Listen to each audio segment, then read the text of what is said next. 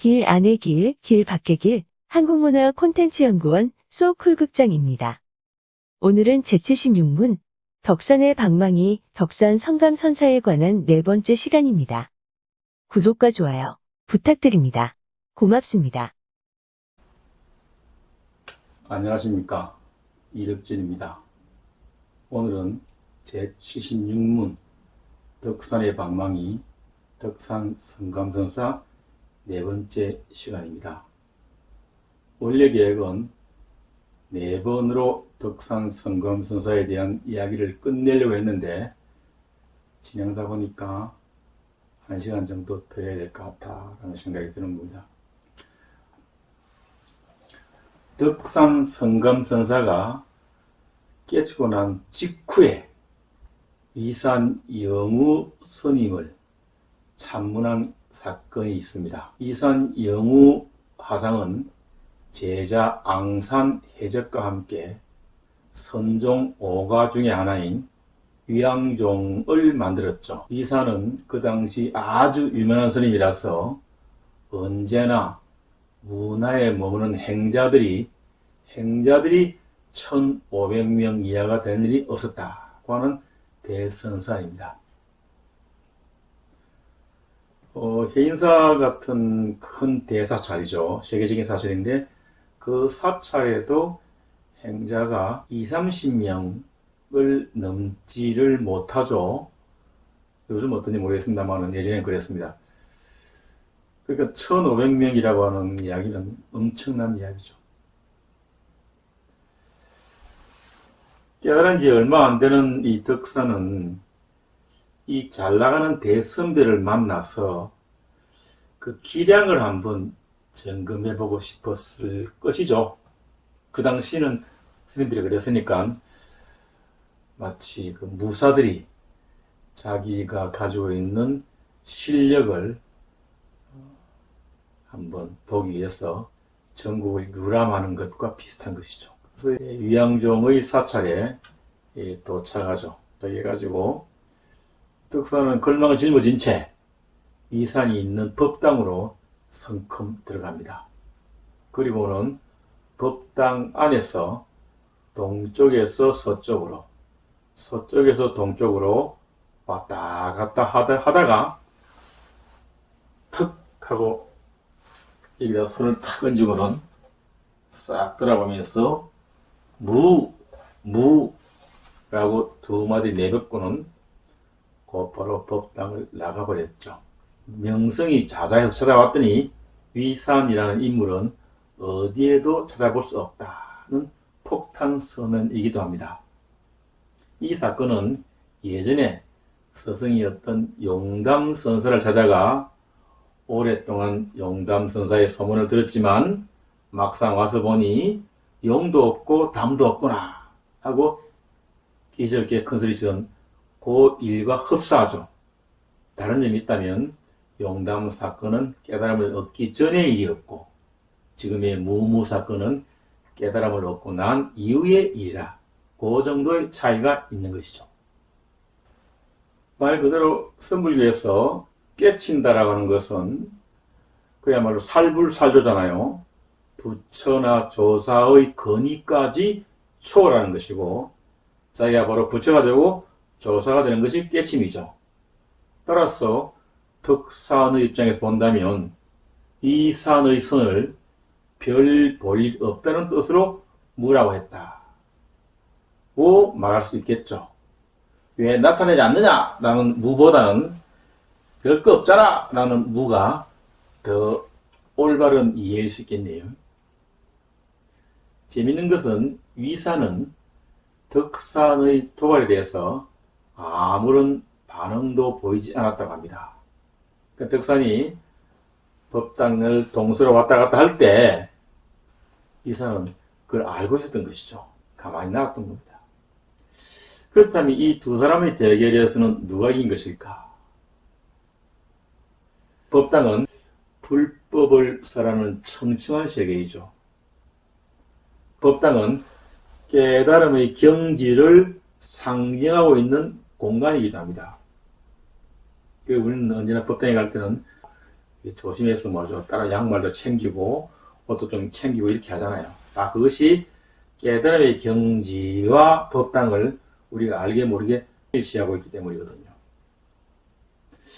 덕산이 법당에서 무라고 한 것은 자신이 불법을 깨달은 불조 입장에서 모든 만법을 초월한 공의 경지에 있다는 사실을 말과 행동으로 보여주고 있다.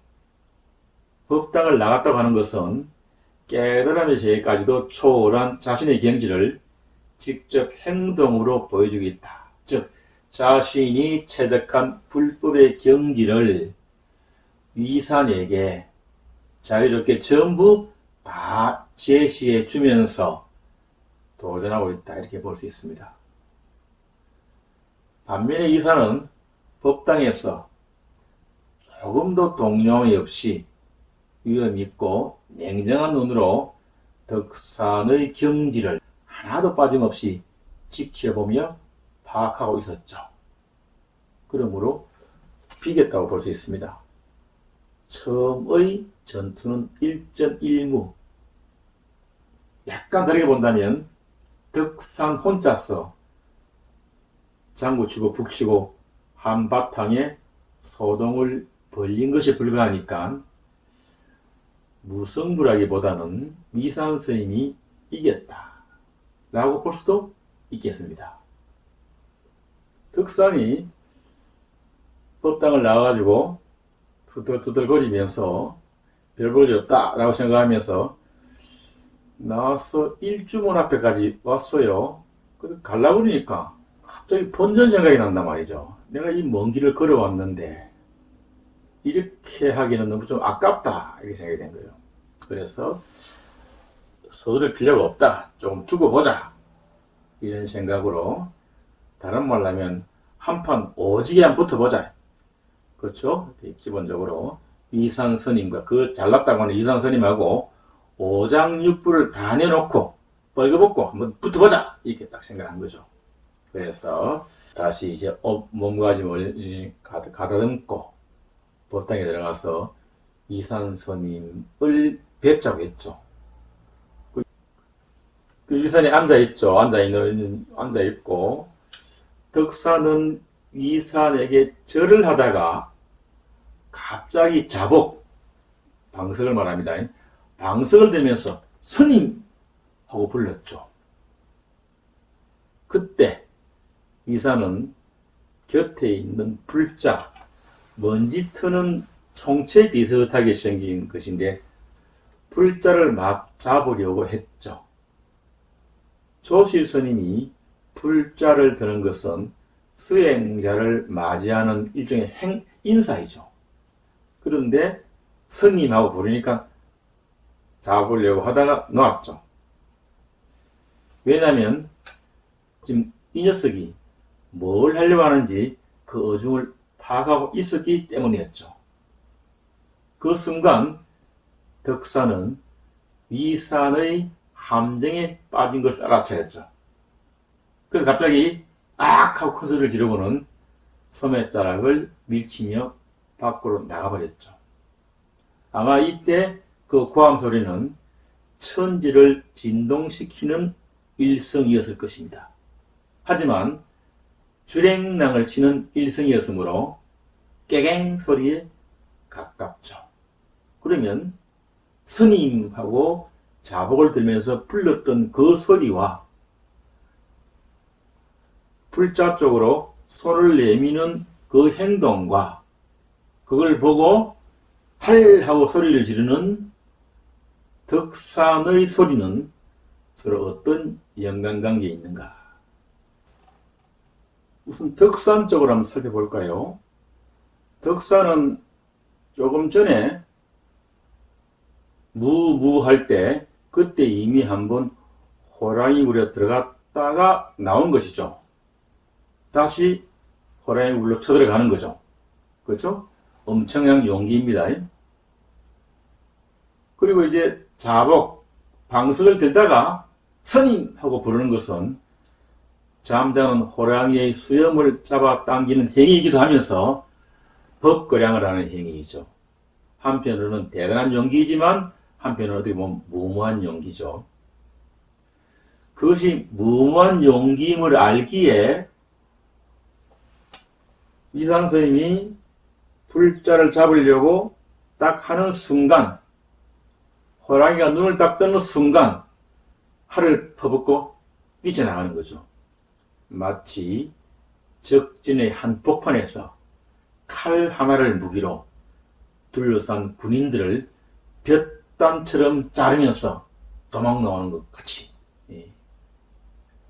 그렇다면 덕산이 자복을 든 채 스님하고 부르는 것은 칼을 뽑아들고 다가가는 자객, 그렇죠, 무사와 같은 행동이고, 그런데 위사는 눈 하나 깜짝이지 않고 불자 쪽으로 손을 뻗친단 말이에요. 이쪽에서 칼을 들고 들어가면 저쪽 칼로 받아야 되는데 전혀 그런 생각이 없는 거죠. 그런데 이 불자라고 하는 것은 선사의 손에 쥐어지면 천변만화의 작용을 나타내는 겁니다. 즉 다르게 말하면 천하의 명검이 될 수 있죠. 덕산의 방석이 칼이 되듯이 불자도 칼이 됩니다. 그러므로 덕산이 그 자리에 있었으면 그야말로 진검승부가 벌어졌을지도 모릅니다.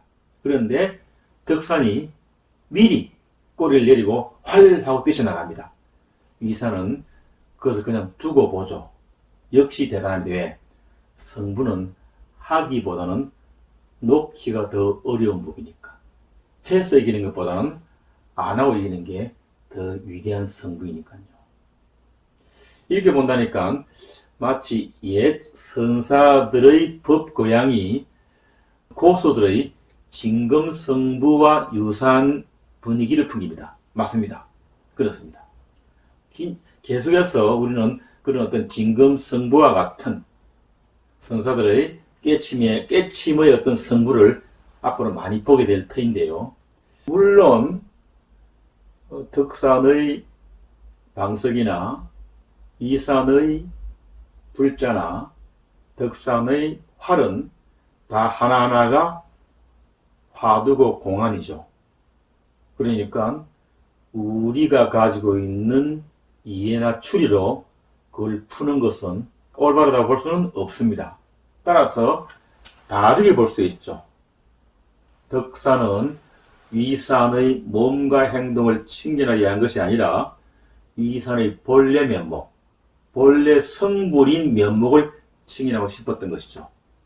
따라서 불자를 잡으려고 하는 위산의 본래 면목을 칭인했기 때문에 덕산도 자신의 본래 면목을 불성의 지혜작용인 화음으로 보답하고 곧바로 법당을 나가버렸다는 것이죠.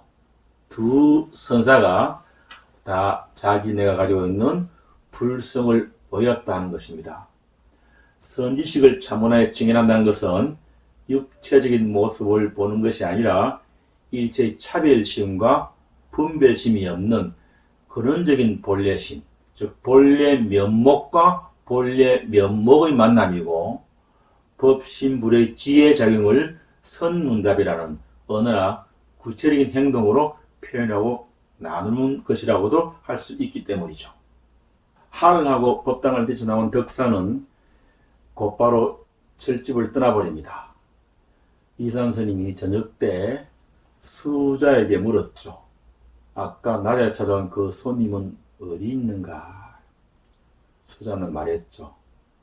법당에서 나가더니 집신을 신고 어디론가 떠나가 버렸습니다. 이산이 말했죠.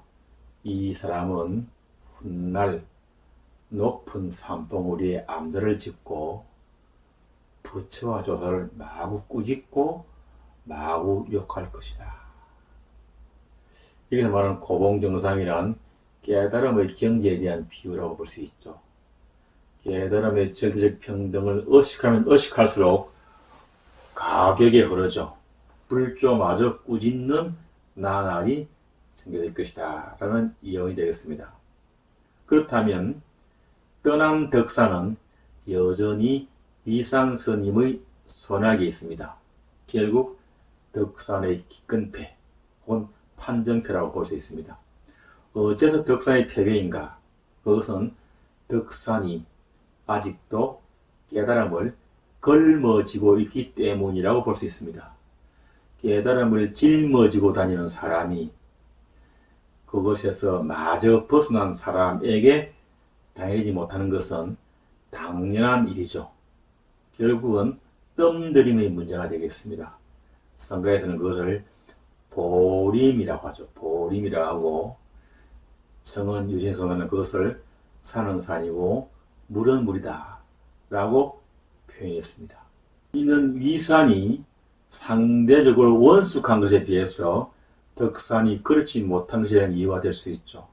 그러므로 덕산과 위산의 진정한 성분은 원숙한 위산과 서툰 덕산이 아니라 원숙한 경지에 이른 위산과 덕산이 만나야 할 때 가능할 것이죠.